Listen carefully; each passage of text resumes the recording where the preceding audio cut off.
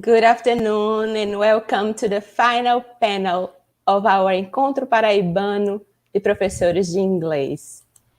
We are extremely grateful to all of you who have honored the 6th EPPI with your attendance throughout the day.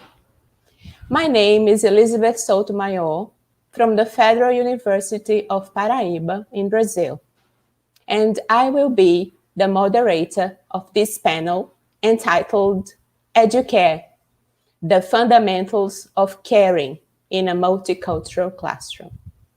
First of all, I would like to thank our guest speakers, teachers Ana Fay, Jonathan Ferreira, and Sam Panangamu for accepting our invitation to take part in EPPI. We are sure it's going to be an excellent talk, which will promote a great deal of interaction and fruitful discussions.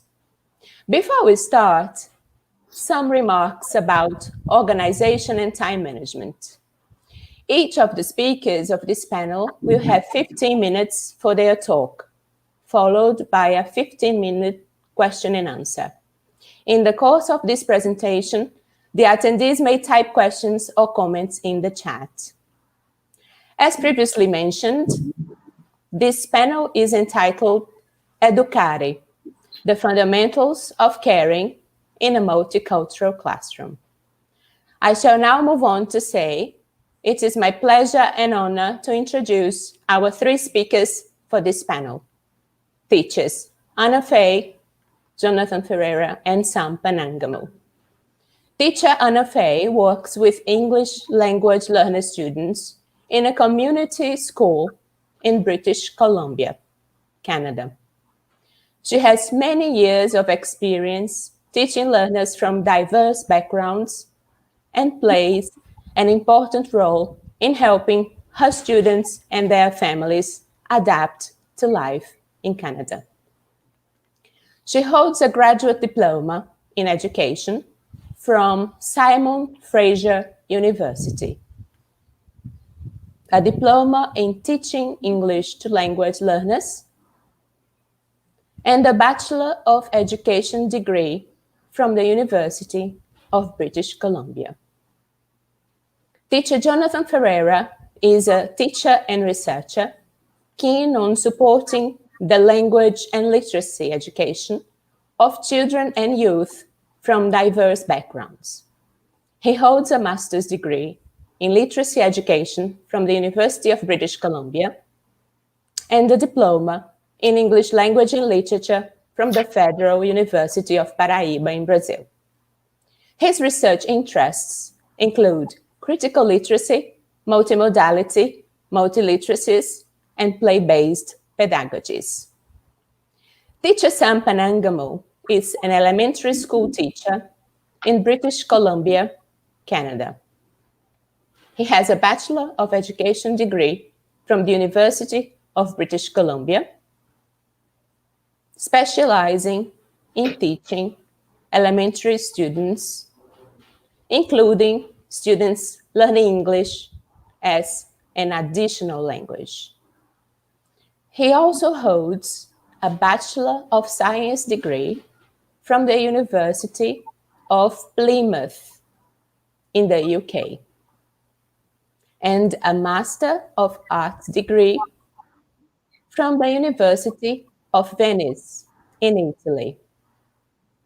His pedagogical approaches draw on the Reggio Emilia approach, particularly the role education plays in structuring a community mindset amongst diverse learners. I would like to ask our panelists to start. Good afternoon, everyone. Boa tarde. My name is Jonathan Ferreira, and today I have the pleasure of having the company of these two amazing teachers, Ana Fay and Sam Panangamu, to present on which I think is my fourth EPPI. I was delighted when I received the invitation from EPPI, and from day one, I started to think what I had to share with you, significant enough to be the last panel of such organized event.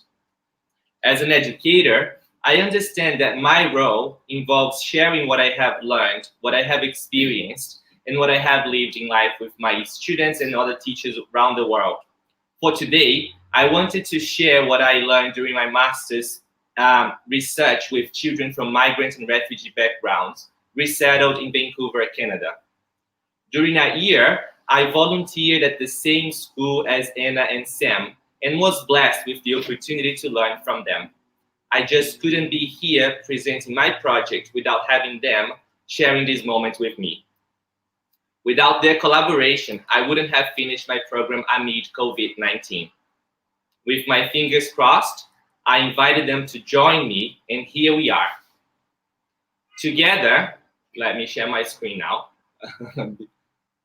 It's working, yep, perfect. And then here. Together, we will be presenting this work entitled EDUCARE, the Fundamentals of Caring in a Multicultural Classroom. This is our agenda for the day, and I do hope that we can spend most of the time on the examples and narratives behind the photos we brought to share. We could frame these fundamentals of caring in a myriad of ways, in a myriad of possibilities, considering how much I learned from these teachers and New Vista Community School here in Vancouver. We decided to talk about 6 fundamentals for one reason. It's because they really reflect the collaboration that happened amongst us, the collaboration that happens in the school itself. Our hope is that the examples that we have to share with you can be applied to other contexts and benefit learners from various backgrounds. First of all, when you think of the word educare, I was trying to go for the etymology of the word to educate, or the verb to educate. Educere means to pull out or bring to light, or in other words, guide our students to knowledge. On the other hand, it may also mean educare as to bring up, to nourish, or in other words, to provide support and catering to learners' needs. In a multicultural context, especially when working with students from migrant and refugee backgrounds, we can understand educare in 2 different ways. So the first way is embracing diversity. The second one is challenging the essentialization of their identities. And what do I mean by that? To embrace diversity, we have to consider that these students bring to the classroom a wealth of knowledge and lived experiences that can enrich interactions and cultivate openness to social cultural differences. It's on us, educators, the role of making sure that learners can enact their identities and foreground such vast knowledge of the world. A second pivotal practice that we need to consider when educaring in a classroom is to challenge the essentialization of these students. Most often, there has a tendency to institutionally, systematically, and collectively label these learners. Their identities are often defined by an overemphasis on trauma, hardship, and despair, which ultimately leads to disempowerment and lack of agency in the new country. What is known about how to educate or how to care for these students? Studies that have looked at culturally responsive approaches understand that there is a need to build trusting relationships, to cultivate inclusiveness, to apply experiential learning, translanguaging, involve the family and the community in school practices, and to nurture resilience. The study, or what we are presenting today, happened at New Vista Elementary School, which is in a diverse neighborhood in the Vancouver Lower Mainland. The surrounding area has long been considered one of the lowest socioeconomic areas of the city. And this school is renowned for its efforts to promote multicultural education, tolerance, and diversity for students coming from diverse nations, such as Afghanistan, the Congo, Ethiopia, Iraq, Somalia, Sudan, and others. Taking this context into consideration, we asked ourselves the question, what could we frame as the fundamentals of caring at New Vista Elementary School? And we came up with 6. Number 1, a classroom as a home away from home, building a community in the classroom, role-taking and peer support, making learning playful, cultivating citizenship, and caring beyond the classroom. The 3 of us, will be taking turns here, and each one of us will try to share some of the experiences that we lived in the classroom. Before, when we had our slides, we were really relying on them, but then we're going to use our imagination and all the descriptive language that we have here to share with you these experiences. So first of all, I'd like to invite Sam to share what it means to have a classroom as a home away from home. Thank you, Jonathan. Hey everyone, my name is Sam Panangamu. I'm the grade 2-3 teacher. Excuse me. As Jonathan mentioned earlier about promoting diversity, we all agree every child wants to be a part of their classroom community. So therefore, creating a safe and welcoming environment, classroom environment, is really important. And within this classroom environment, we should respect each child's background and needs. So from the day one, it's very important us to create this environment. Unfortunately, okay, I think we got our slides ready. Not really. Yes, yeah. It's on here. But then this one, it takes a little bit of time. But this is... It's, I think, about a minute late. So if you go to that welcome sign. Do you want me to come here? Yeah. Can you put the door? Take the door. Yes. Now this is we are a classroom away from home. A classroom away from home.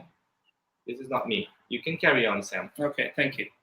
Yeah, so when I'm talking about welcoming a student, as you can see, one of the picture over there, it's my classroom door. Every morning I stand by that welcome sign with the smile, and I take this opportunity to greet and welcome a student into the classroom.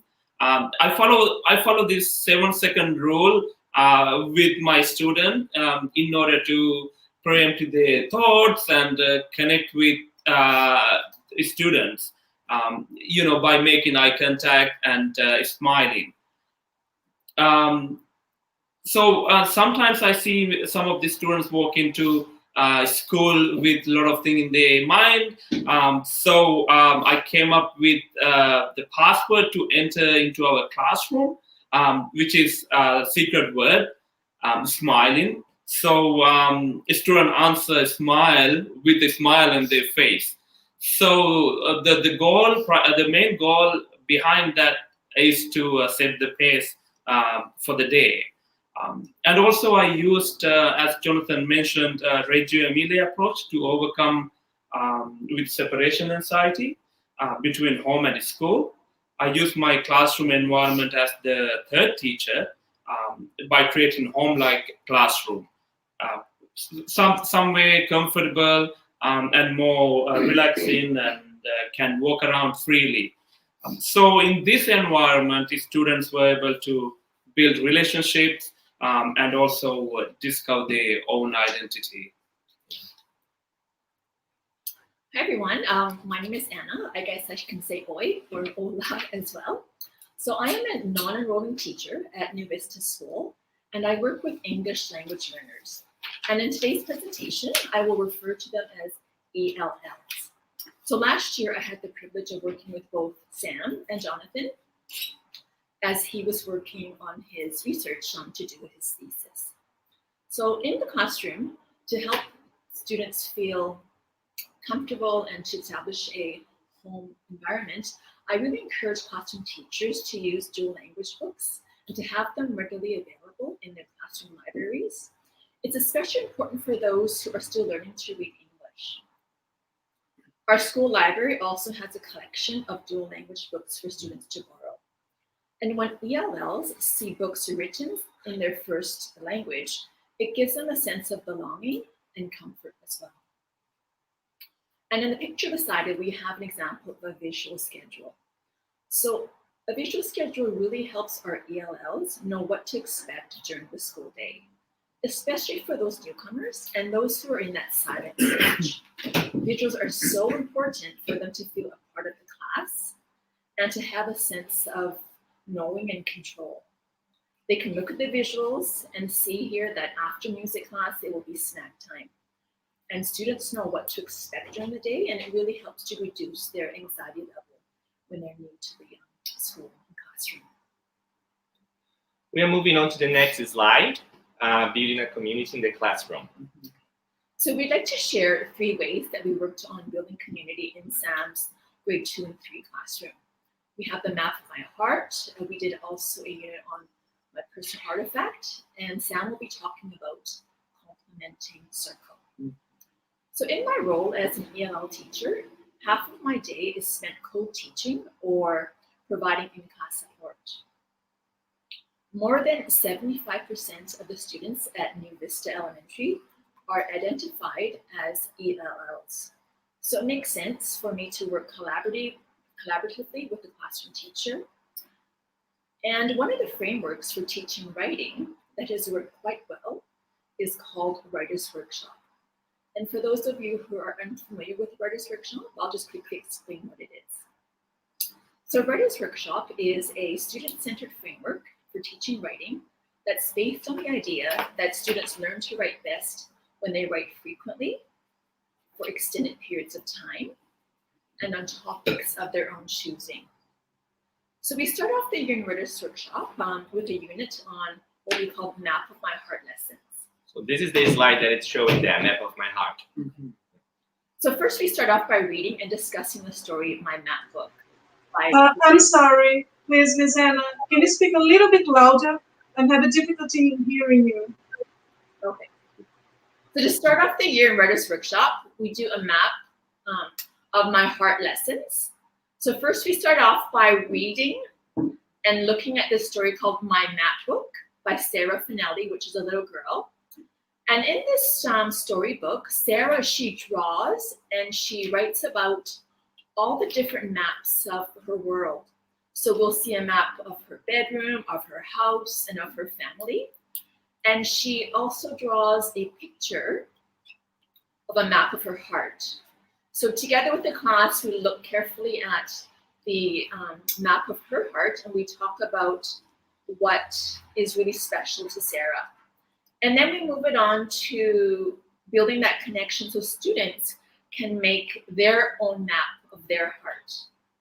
I then have the students draw and brainstorm what's in their heart by asking them to reflect about what do they like, what matters to them, what interests them, and what do they care about. From their heart map, students write personal narrative stories. This student wrote about going for ice cream with her auntie on a hot summer day and not having 1 scoop, but she was able to choose 2 scoops of ice cream, and especially her favorite flavor. And because she also adores pandas, she also was able to share with us and share a story about going to visit a zoo with that just had baby pandas born, and just the excitement and the anticipation of visiting the zoo so that she could see some baby pandas. So from these personal narrative stories, we get to know each other, build relationships, and establish commonalities and connections. So now we're moving on to another unit that we called My Personal Artifact. So that's the next slide, My Personal Artifact. So the students could first get to know the 3 of us. We started with us showing and sharing what our personal artifacts are. So here I have my son's first walking shoes, because I wanted to share with them, the students, that I'm not only a teacher, but I'm also a mom. And just below it, I have a picture of my grandma's sewing box, as I have fond memories growing up with my grandma, and I have visual memories of her sitting on the chair with her sewing box on her side and needle and thread in And Jonathan, because he loves coffee, he actually needs some coffee right I now. do need one. Yeah, it's over. Never mind. He shared his coffee mug, and he shared also his love of traveling through sharing his personal artifact there. And Sam, he also has wonderful memories of time spent with his grandma, and his grandma loved to knit and knit him many things. Yes, I still have a couple of gloves she knit for me. Yeah. So after the we're still Sorry, I'm sorry. Yes. Okay. And beside there, we see some of the artifacts that the children brought in. And before we invited the children to bring their personal artifacts to class, we really asked them to think about some guiding questions. For example, like, what is really important to you and why? What memories does this artifact hold? And what can we learn about you from this artifact? And it really gave us a window into their lives and hearts, because whatever they chose to bring to school was really meaningful for them. So this photo shows some of the personal artifacts that the children brought. And because the children are 7, 8, and 9-year-olds, many of them brought stuffies to school. There was another boy who brought a photo album with photos of his family vacation, because those memories are very special to him. And in that pile there, you can see there's a teddy bear with its legs sticking out. Mm-hmm. So that was brought to school by a refugee student who was born in Syria, but then fled to Jordan with his family. And they spent a couple of years there before being accepted to Canada as refugees. And he shared in our class that the bear was really important to him because he received it as a gift from his sponsor family when he first arrived in Canada. And he was given the bear at the airport. And it really made him feel welcome and safe in his new country. So students had the opportunity to share the artifact with one friend, and then in a small group, and then with the whole class.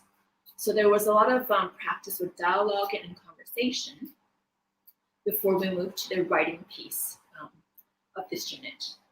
Now Sam is going to describe how he uses a complementing circle in his classroom. Thank you, Anna. As Anna discussed about the visual routine, my day starts with a morning meeting, which I call complementing circle. So basically, all the students sit in a circle on the carpet, and then we are going around in the circle, and each student get a turn to share some thoughts. On Mondays, we talk about highlights from the weekend. For example, a student came up with what they did during the weekend. Some people talk about their sleepovers and seeing relatives and family members. And some people talk about playing sports and going out. So most of the students actually eager to share about their weekend, and that whole circle turning into really exciting place, and everyone so excited to share their thoughts. I also ask a student to compliment or thank someone in their life or at school for being supportive. And also students come up with 3 things they are grateful in their lives. The ultimate goal of this complementing circle is to create a positive classroom environment, and also build some confidence among quiet and shy students. So giving each child a voice and opportunity to express themselves, create a safer and positive classroom environment. So we are moving to the next slide now. Role taking and peer support.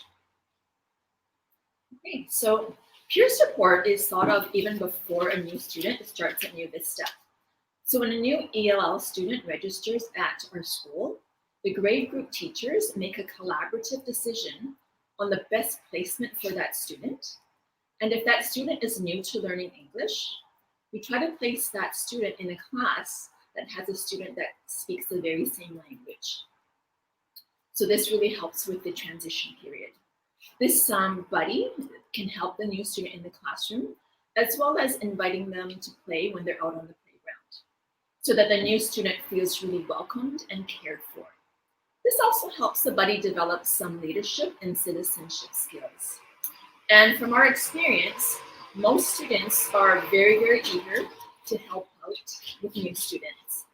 And Sam is going to talk a little bit more about that in his class. Yes, thank you, Anna. So I think we all, as educators, agree that idea of collaboration is extremely important for child's cognitive development. So at the beginning of the week, I ensure that every student is responsible for some sort of class job. By doing this, students learn to take responsibility and hold themselves accountable for certain tasks. As an example, a few jobs I would like to mention here. The caretaker and the special helpers. Caretaker is the student who is in charge of feeding our classroom fish every day and maintaining the water level in the aquarium, the fish tank. And also when someone in the classroom is sick, got injured or sad, the caretaker is the person check on them and provide emotional support. By doing this job, students develop empathy, respect, and understanding. The other important job is the special helpers. I have 2 special helpers to work collaboratively. They are in charge of maintaining the classroom, check on school supplies, and see if everyone is following class rules. Being as a special helper allows the student to learn about responsibility and gain some leadership skills. Also, students who are rely on me as a classroom teacher, who are not independent, learn the sense of idea that work with these special helpers. In a nutshell, I always encourage my students to work in a larger or smaller group. This way, students gain an opportunity to learn about collaboration among classmates, developing negotiation skills, as well as some interpersonal skills like relationships. Yeah. In Sam's class, I was the researcher for around 2 or 3 months, even though I was a volunteer for a year at New Vista. And I was able, part of my role was to talk to students, to interview and learn what their view was of this role taking and peer supporting the classroom. Here I have 3 quotes from these students. One of them says that his role is to invite new people to his community, to make sure they have fun, to respect them, to be responsible for them, to give them what they need and ask what they need. Another little girl, she mentioned that her role is to show students around, and if they don't know where the bathroom is or the lunchroom is, or where they need to go to get something, she's there for them in the same way that this girl experienced when she first arrived at New Vista. The last one was a special helper, is a special helper in Sam's class. And he said, my role there is to help my friends by writing, or if they don't know what to do, I tell them what they should do. And if they are alone, I play with them. I'm moving on to the next fundamental of caring, and it really has to do with my master's research. I will try to summarize just for the sake of time here, but I worked together with Sam and Anna during a unit of study on the water stage of the water cycle stages and bodies of water. These students engaged with this learning through hands-on activities. They played with a set of dice in which you had visuals on one side and the definitions on the other side. Thus, they could learn through images, visual literacy, and written language.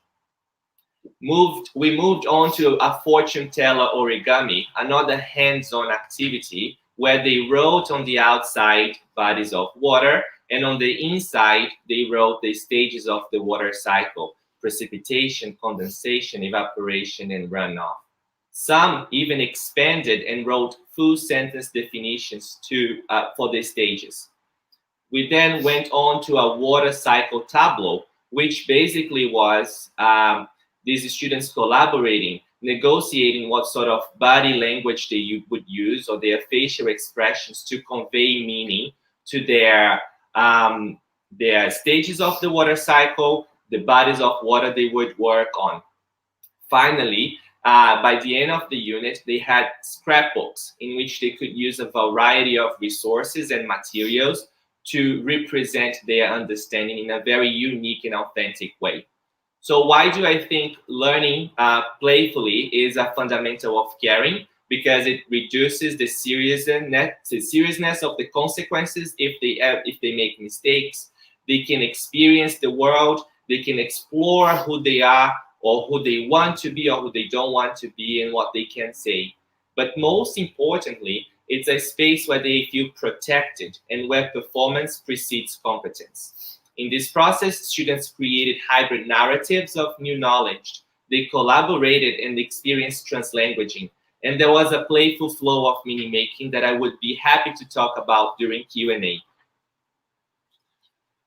Another fundamental of caring here, which is our next slide, is cultivating citizenship. When thinking about cultivating citizenship, we have to consider that it's an experience that students reflect on their actions, on the meaning of their actions. As well, it's a place where they can make or produce something new. And in parallel, they induce a critical reflection of political, social, or cultural issues. I'd like to invite Sam to talk about how he developed citizenship or cultivated citizenship in his classroom. I will talk about a bit of my project very quickly, and I will invite Anna to talk about the fundraising program that they also have at New Vista. Thank you, Jonathan. Very briefly, I gave students an opportunity to explore themselves in our diverse classroom by cultivating citizenship. So I ensure that every child's voice is heard and their opinions and thoughts are always respected. I also taught them about their rights as a child during our one of the program growth mindset. So basically, be there for the child and make them feel valuable is the goal. Is to the key to cultivate the citizenship in our classroom. Okay. In his class, in the way he cultivated citizenship, I developed this project with students. The next slide is called The Boy Who Harnessed the Wind. We read the picture book. We watched pieces of the movie adaptation on Netflix. And then the story, in a nutshell, it's about a boy who builds a windmill in order to irrigate the plantation of his community that had been devastated by one of the worst droughts in recent years in Malawi. From there, we asked students to think in what ways they could contribute and help their communities. Many created houses, because this is one of the biggest challenges that newcomers face here in Vancouver. Many of them have to live in a one-bedroom apartment with 8 people, and sometimes they have to share this apartment with others. There are 3 projects, but I'm going to focus on 2 because they share a same or a common theme, which is respect. When you're on the right side, you have the photo, the very first photo. It looks like a fortress and a van on the outside. That photo represents a safe haven created by an Afghani boy who thought that he needed to protect an invincible house because there are still ongoing wars in Afghanistan. Right on the left, the second photo, you have a plant pot, a very colorful plant pot. There is a stem in green as he represented, and the red blocks, they represent a flower. This boy, also an Afghani boy, he has a plant in every room of his house. And he said that by planting seeds, you can make food out of it and help people. This shows how these students were active citizens, how they considered their actions, their lived experiences, and they thought how they could help their people and their community. I will invite Anna now to talk about the fundraising program at New Vista. Sure. Thanks, Jonathan. So as Jonathan mentioned, part of being a citizen is contributing back to the communities where we live. So New Vista Student Leadership Group holds various fundraisers at the school. And last year, some of the funds raised were donated to a local children's hospital. As New Vista is considered to be an inner city school, students and families receive a lot of support. But it's also important for our students to give back to their community. So they receive, but they also learn to contribute back to their community, which is needed to develop responsible citizens. Finally, we come to our last fundamental of caring, which is caring beyond the classroom. Studies that have investigated or that have looked at schools that try to promote multicultural education noticed that one of the approaches that they follow is these wraparound services, in which schools partnership with community agencies in order to cater to these students and families' needs in terms of food, job opportunities, housing, language learning. As Taylor and Sijo says, it's hard to narrow down the support team because seriously, the whole school is the support. And that's exactly what I was able to witness at New Vista Elementary. I'm going to invite Anna to share with us 3 projects that they developed there. Sure, thank you. So a most recent example of caring in action was at the beginning of the pandemic last spring when schools were shut down. So our school staff mobilized quickly to address food security needs in our community. And there was an article written in the local paper. And on the slide there, you will see a picture of our staff in the gym. And what they're doing there is preparing lunch packages for our families.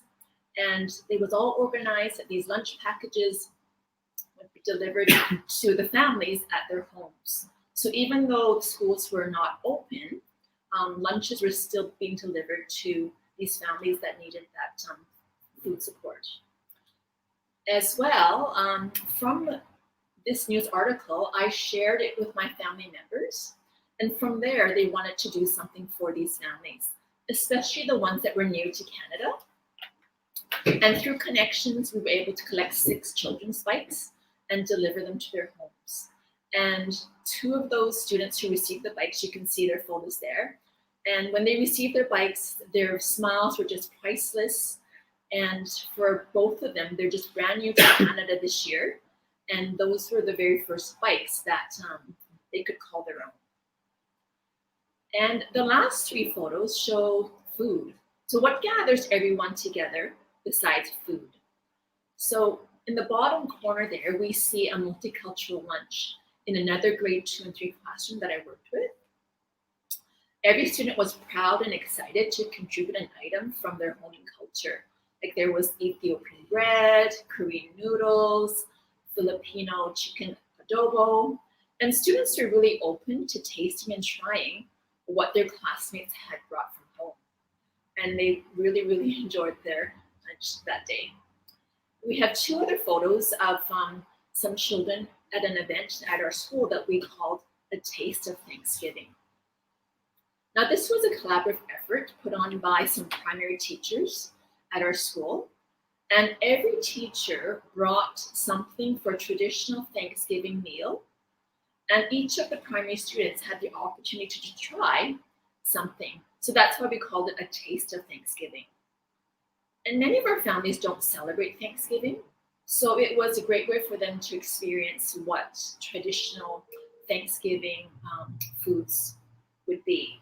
And it also enabled them to see how all the teachers, adults work together, everyone gathered together. And you can see here that the children were gathered in the front playground and we shared the Taste of Thanksgiving meal together. But we also shared 3 things that we are thankful for. So in summary, connecting with children and bringing their lives into the classroom through sharing stories or personal artifacts and food brings everyone together. It helps to develop relationships and deepen connections, which are important components benefits of a caring community. And here we are. These are the lessons learned. Our final remarks. This is our last slide. Whoever is helping us there. A classroom, a home away from home, building a community in the classroom, role taking and peer support, making learning playful, cultivating citizenship, caring beyond the classroom. I would say that I have two big takeaways from this opportunity. The very first one is understanding the power of collaboration. I wouldn't have finished my program from the get-go if I did not have these two teachers here and New Vista helping me. I was able to see as well that during the day, these teachers were in constant communication, going from one room to another, checking on each other, checking on their students, and adapting their practices to cater to every student. My second biggest takeaway there is that what we do as educators is much more than the technical aspects of teaching or the classroom. When we are enclosed in our classrooms, planning or grading, it really means to educare.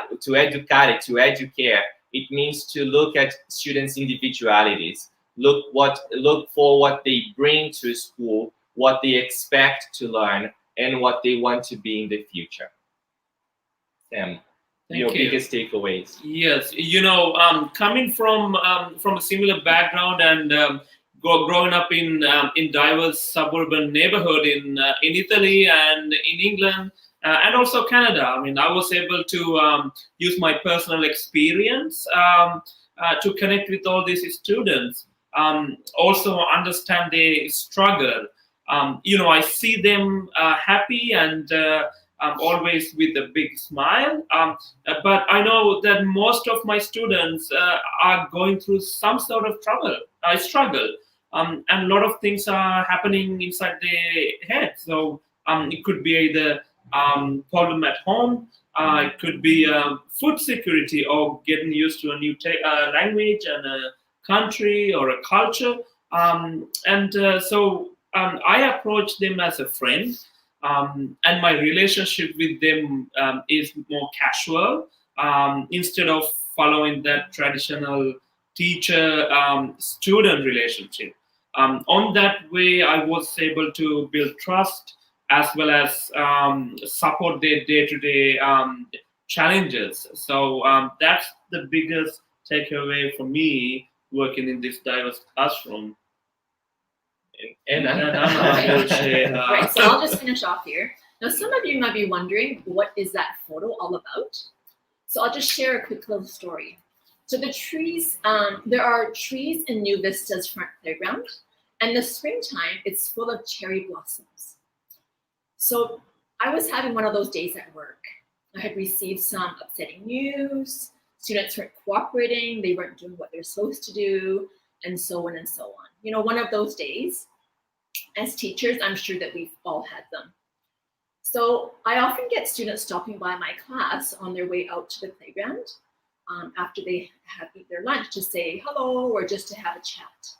And one of my students who's very, very sensitive, he could see that, I wasn't having a really good day and I was upset. And what he did to show me that he really cared touched my heart. So after lunch, I returned to my classroom and I saw these cherry blossoms that were nudged in between the door and the door frame. And my door was locked, so this student could not put the cherry blossoms on my desk. I was so moved because a little sensitive soul had shown me his thoughtfulness and care. So we touch their hearts and they touch ours.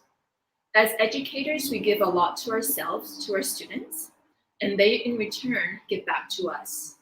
There's a reciprocity in caring. I care about you, and then you care about me. And we care for each other. Yes. Thank you very much, everyone. Thank you. This is a wrap. Yes. And sorry for all the technical I know, difficulties. This is teaching. This is teaching. Thank you. Thank you, the three of you, for such wonderful and inspiring presentation.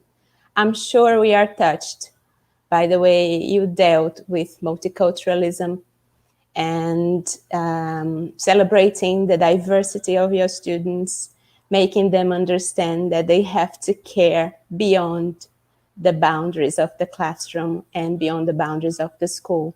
Thank you very much. So right now, we are going to address some of the questions we've been receiving.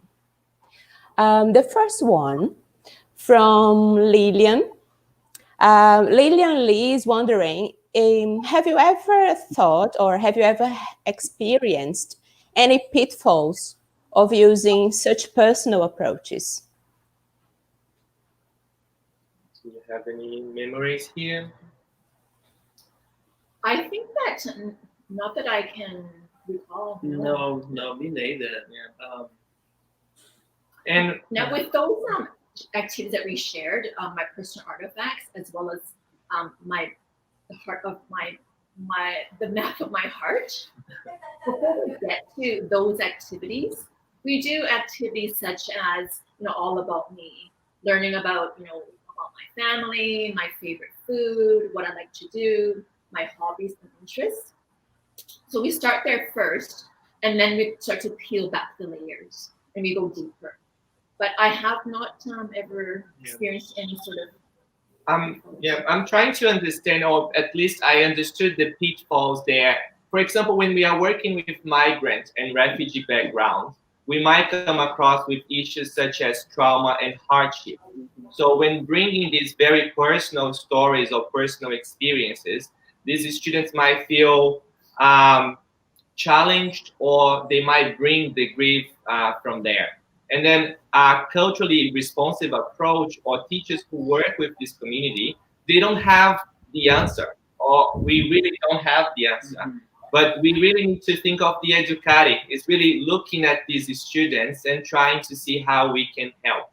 There is a vast literature on how to deal with hardship and trauma, and we would be happy to share this material. We would be happy to have another EPPI or EPPI session to discuss trauma-based activities. But for sure, there will come moments in which we have to deal with these situations. I remember one article, the researcher was using drawing as a way to communicate with the child. And then he could notice trauma coming from there. So he was working in partnership with psychologists, with the family, with the community, so that he could overcome that and be more included in the community. And also talking about bringing personal artifact to the classroom, we were kind of careful because we had few refugee students, and this student lost everything, and they left empty-handed. They moved to Canada, so it could be a little bit sensitive issue if we ask them to bring something, something very personal to them. So in that case, we gave students so many different options, and surprisingly, they came up with whatever thing. It's not a toy, but like something they related as soon as they came to Canada. So that sense of belonging, sense of feeling. So it's amazing. Yes. Thank you. Fabio Bezerra is asking, what has been the most significant takeaway for each of you from allowing yourselves and your students to appreciate that emotions are just as important as cognition in everyone's learning process? Would you like? Yeah, would you go ahead? Well, I have goosebumps every time I talk about this project, every time I talk about New Vista.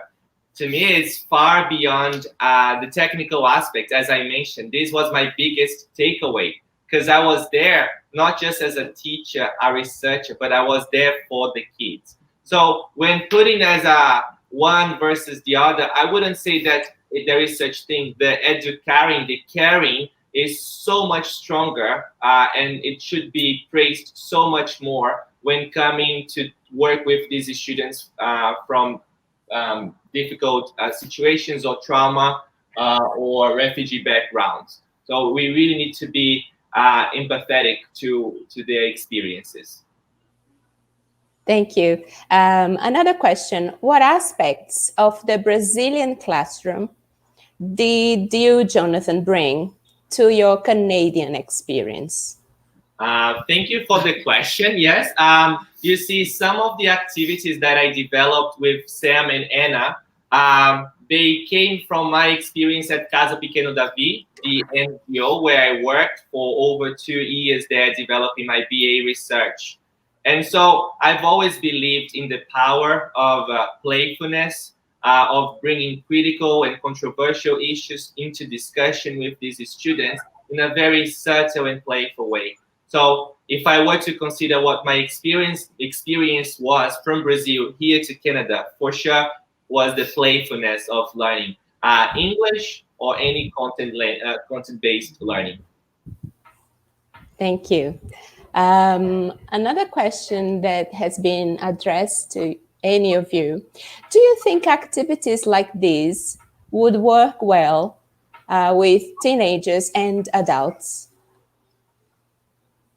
Yes, I strongly believe that, especially the first part of the school year, the community building, is the key to succeed any student, because the environment is play huge role. And in radio approach, my teaching philosophy, I use environment as a third teacher. And the classroom teacher actually second teacher, and children learn through 100 languages, and the way they communicate is very different. So the multiple ways, and if we see all the multiple intelligences and theories behind that, I think the setting up the environment and also developing the confidence, and I think that's the key to succeed in any lesson, Right. any teaching, any classroom. So I would like to add to this. In 2018, as soon as I arrived here, I worked at a place or in a location in Vancouver called the Downtown East Side. Mhm. It's a very poor area in the city, and I worked with seniors there. And to your surprise or my surprise at the time, I was a drama teacher. So when you think of Tableau, the water cycle Tableau that I developed with my students, or with Sam's students, grade 2 and 3, I did the same with my seniors 70 years up. So playfulness or meaningful activities, hands-on activities, they can be adapted to any learner from the very young to whatever age. We are always learning, and we always want to have fun and enjoy learning. It has to be meaningful. Thank you. Just one final remark, and this is a curiosity that I myself have been having. When you talk about developing citizenship and the capacity in constructing in the students the belief that they can construct their own learning, what role do the parents play in this process? Have you ever found hesitation on their part? Well, I can speak from the experience, from the research experience. I did not find any resentment or any sort of challenge or barrier from parents. They were fully on board with the activity. In fact, we had what they call the student-led conference. These parents were invited at the end during springtime, I think. Was right before COVID right hit, before, yes, yeah. but And they came to school, they saw the projects. And to answer your question more specifically, I would have to talk to parents and see how they would stand or what they see as the outcome of these activities. But from observing the classroom, and these parents came and they saw the projects, well, my takeaway from that, or my observation, is that they were fully on board. They were fully on board in preparing their children to live in this country, in this new country. And if I Thank may, you very much. and also parents actually appreciate this kind of opportunity that their children get. And some of I think there's a lot of so much anxiety with parents who are new to Canada, come and talk to their teacher or involved in day-to-day activity. So when, like in our school, we have a strong safety net and system in place to bring all the parents forward on board and support them. And I think the system is actually working, and it's been there for a long time. And also bear in mind that some parents actually appreciate the freedom they have in our society in Canada. So I think that's a kind of driving factor to parents' involvement, especially when we cultivate citizenship in Thank sorry, you. the community. Thank you so much. It has been a wonderful panel. I have to thank teachers Sam, Jonathan, and Anna for such wonderful presentation and for making such a difference in their students' lives. I would like to inform all of you of the upcoming musical attraction, followed by our traditional raffle. Don't miss out and stay tuned. Goodbye, everybody. Bye. Thank you so much for the opportunity. Thank you.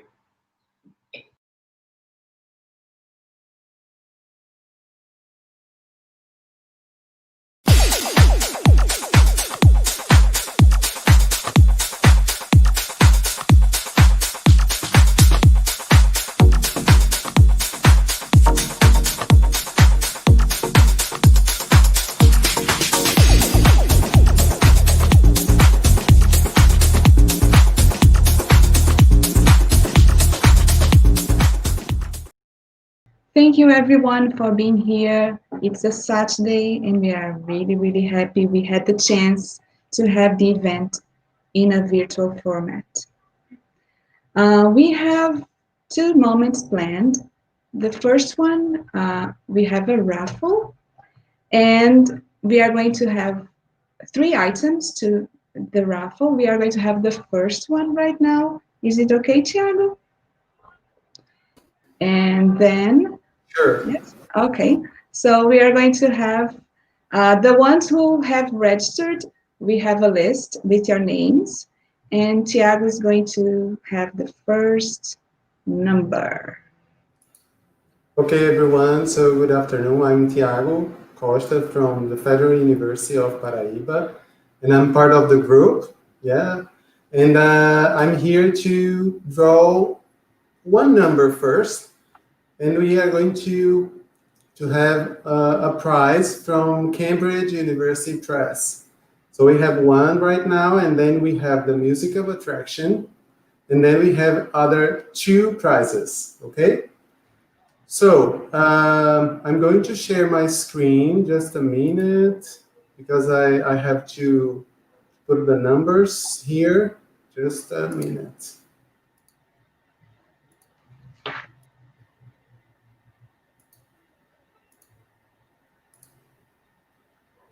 Okay, so we are going to draw one number and from all the participants, okay? And then after the number is drawn, the monitors, they are going to check the name on the list and then they are going to write on the chat, right?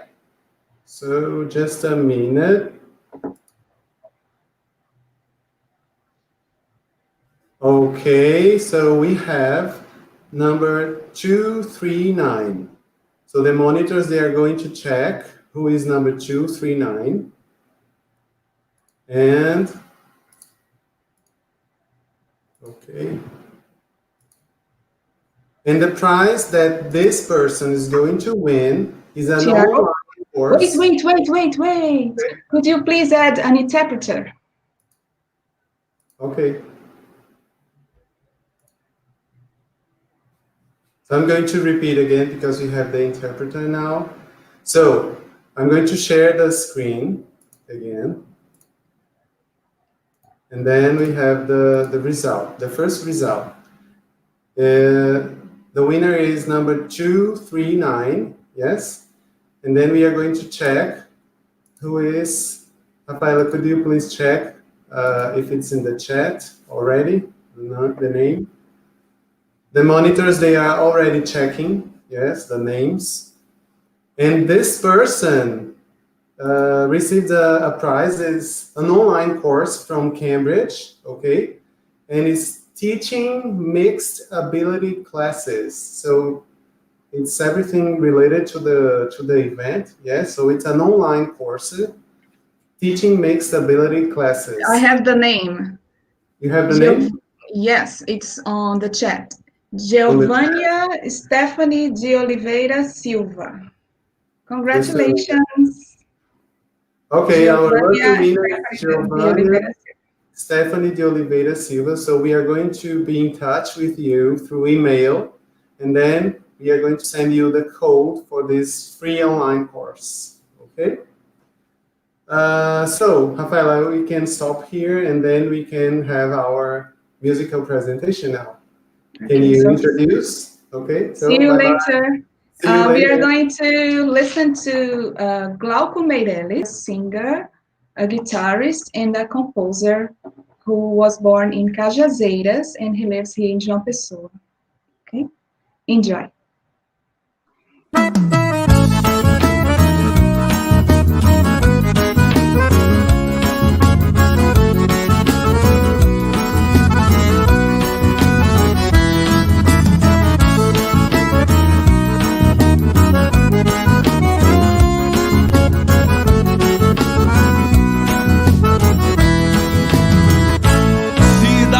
Que se originou no Sanhauá, viu no porto do Capim, sua história começa.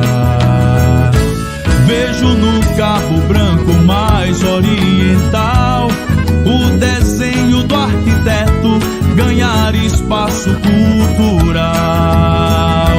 Palmeiras imperiais e pés nas praças centrais, na mistura entre história e sagrado, seu patrimônio só se refaz. E são mais de 4 centenários, vários os aniversários. A rebol de beleza e de vida é chegada e é partida, essa terra é demais. Embarco na estação dessa ciência, sou viajante na sapiência da cultura popular, declamador de rimas, verso, causa e prosa, no Teatro Santa Rosa, minha arte tem lugar. Seja nas praias, feiras, ruas ou lagoa, vejo tanta gente boa embelezando esse lugar. Seja nas praias, feiras, ruas ou lagoa, meu recanto é João Pessoa, eu cheguei para ficar.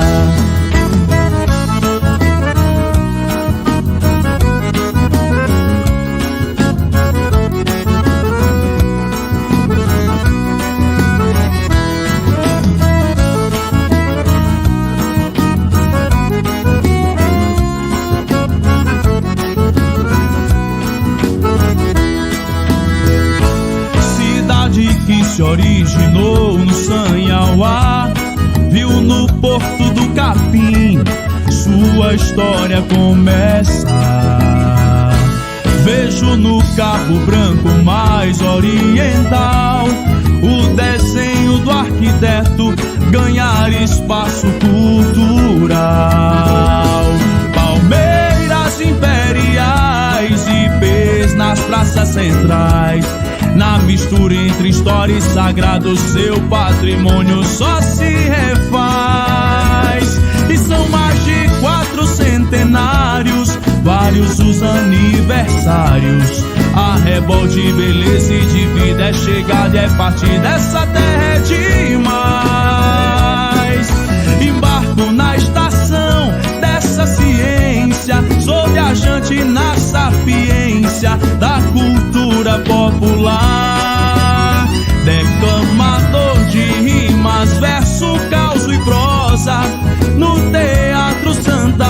casa, minha arte tem lugar. Seja nas praias, feiras, ruas ou lagoa, vejo tanta gente boa embelezando esse lugar. Seja nas praias, feiras, ruas ou lagoa, meu recanto é João Pessoa e eu cheguei para ficar. João Pessoa é meu lugar.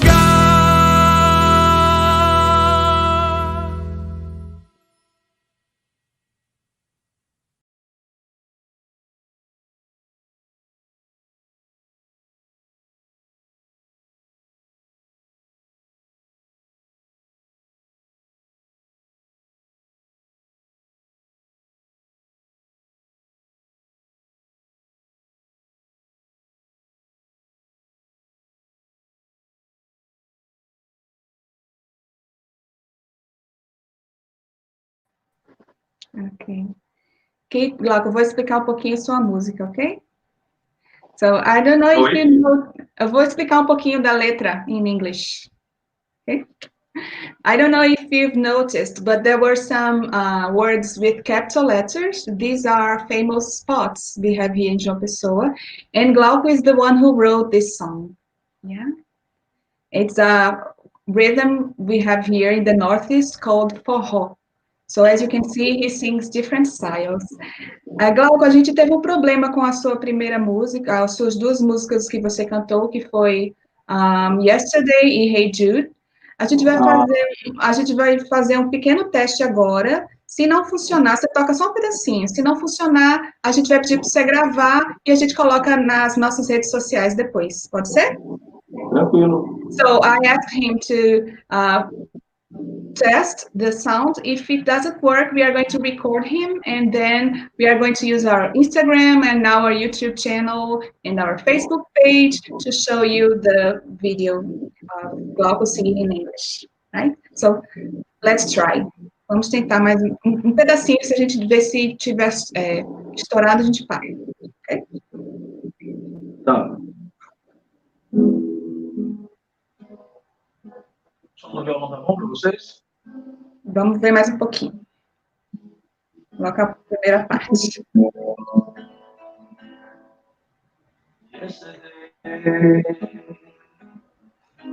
All my sorrows seem so far away. Certo? Yes. Is it working? Se vocês quiserem, eu posso gravar ela, vocês lançam nas redes sociais e a gente segue com o roteiro, pode ser? Ok. Pode ser. Então tá. Hi, nice to meet you. Prazer estar com vocês aqui. Eu sou o Glauco Meireles. Espero que vocês estejam aí curtindo todo esse dia de encontro tão especial, com tanta gente boa, tanta energia positiva rolando por aqui. Probleminhas técnicos a gente sempre tem em qualquer lugar do mundo. Acontece, faz parte.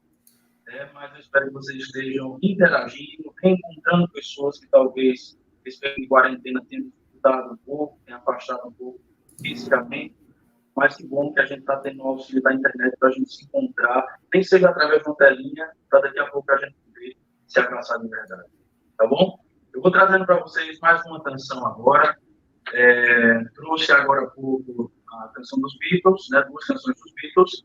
E agora, para a gente tentar diversificar um pouquinho mais ainda o público que está presente nessa ocasião tão especial, eu vou trazer, então, uma das canções, um dos hits de grande sucesso do Alejandro Sanz, certo? Vou traduzir. Now he's going to sing in Spanish, Alejandro Sanz.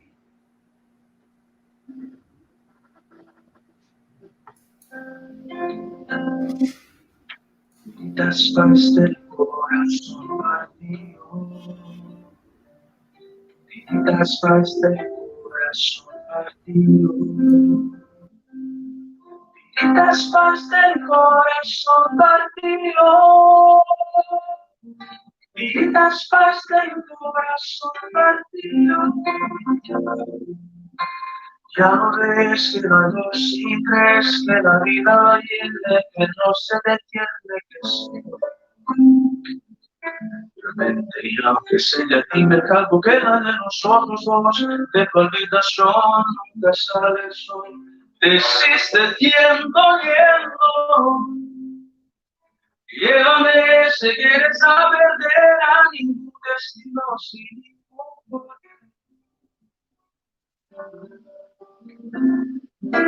Ya no sé qué corazón iba a ver, corazón que no siente, corazón que te miente amor.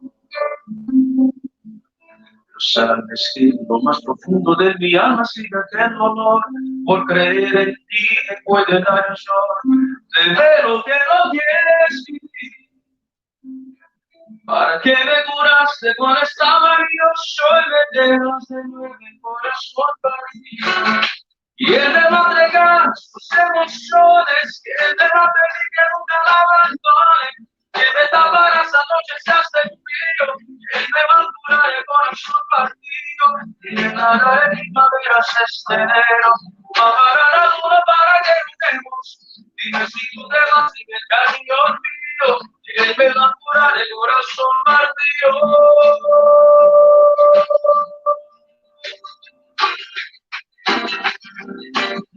That's why I said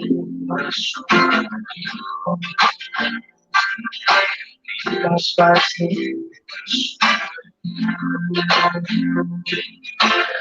that's why I said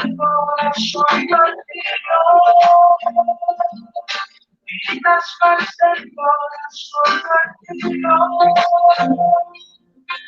tan solamente a ti que te sobra, nunca fue compartísimo dar limosna. Pero tú sabes tú, te lo digo yo, después de la tormenta se te llega la calma, pero sé que después de ti no hay nada. ¿Para qué me curaste cuando estaba yo me dejaste con mi corazón partido? Y él me va a entregar sus emociones, él me va a pedir que nunca la abandone, que me tapará esa noche que hace frío, él me va a curar el corazón partido, que llenará de primaveras este enero, y bajará la luna para que juguemos, dime si tú te vas sin el cariño mío, y él me va a curar el corazón partido, que él me va a entregar sus emociones, que él me va a pedir que nunca la abandone, que me tapará esa noche se hace frío, que él me va a curar el corazón partido, que llenará de primaveras este enero, y bajará la luna para que juguemos, dime si tú te vas, dime el cariño mío, que me va a curar el corazón partido.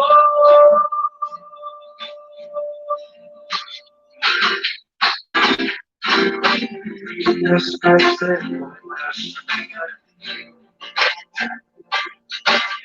that's why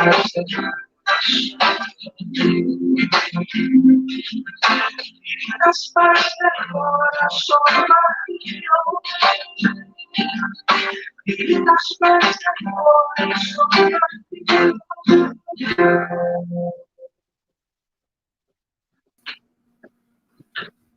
Okay, Glauco, thank you so much for your performance, presentation. We congratulate you. Muito obrigado, Glauco, pela sua participação, pela sua disponibilidade em estar aqui conosco. Gratidão. Muito obrigado. Eu que agradeço, muito obrigado a todos vocês, obrigado à organização pelo convite. Espero que tenha levado um pouquinho mais de energia positiva para vocês. Fiquem com Deus, logo que passe a gente se encontra. Obrigado, gente. Até a próxima, se Deus quiser. Bye bye. So, hi everyone. We are here to wrap up our event. Yes. And then before we finish everything, we are going to have another 2 prizes. Remember? We have 2 more online courses by Cambridge University Press. So I'm going to share my screen again and choose 2 numbers. All right, just a minute.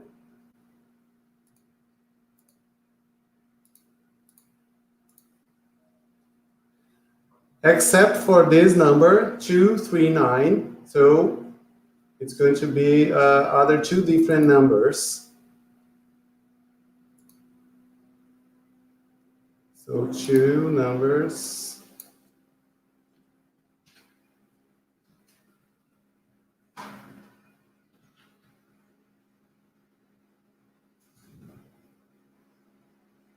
Okay, the winners are numbers 2, 3, 5, and 4, 7, 9. 2, 3, 5, and 4, 7, 9. So please, monitors, I would like you to check the names, please. So could you help me, please, and check the names in the chat? So let's wait, and then we are going to read the names of the winners. So the first winner, I don't remember exactly the name, so we can check, but all the winners, we are going to be in touch through email, all right? So where is, please? Rafaela, do you have any clue about the the winners? I have many messages here. The interpreter, please. Oh yeah, sorry, I can't see the screen when I'm sharing my screen, yeah, so I can't. So we can add as an interpreter now. Yes. Sorry, Ednea, sorry. My bad, my mistake, yes. Because I was sharing my screen, so I couldn't see anyone. So it's a problem. Many things. Okay, no names. Okay, we have here. Number 235 is Aline Evangelista de Souza. So her prize is going to be the online course, Teaching Speaking. Teaching is Speaking. So it's going to be Aline Evangelista de Souza. And our last winner is number 479, Sara Carvalho Vasconcelos Cabral. Sara Carvalho Vasconcelos Cabral. So she got the Teaching Vocabulary and Pronunciation online course. Okay? So the prizes were Teaching Mixed Ability Classes, Teaching Speaking, and Teaching Vocabulary and Pronunciation. Okay? So I would like just to put it some here. Thank you everyone for your attendance on the Saturday. I know you are all tired, but I think you have learned a lot of things, a lot of stuff here. So in behalf of the program, the FOPLI program, I would like to thank you everyone, the whole team, the team of interpreters, the teams of monitors, my colleagues, Rafaela, Mariana, Elizabeth, Franciele, Ana Carolina. So everyone, I would like to say thank you, and all the participants. So I'm so happy to see you here. We are not physically in touch, but we are distant, but we are socializing. And I hope you have enjoyed our event. Yes. If you didn't have the chance to watch the recorded talks, you can watch it whenever you want. And remember, we have the virtual wall on Padlet. Leave us a message. Okay. And so, see you next year. And hopefully, here, Rafaela. A face-to-face event. So here we go. So bye-bye, guys. Thank you. Bye. Thank you.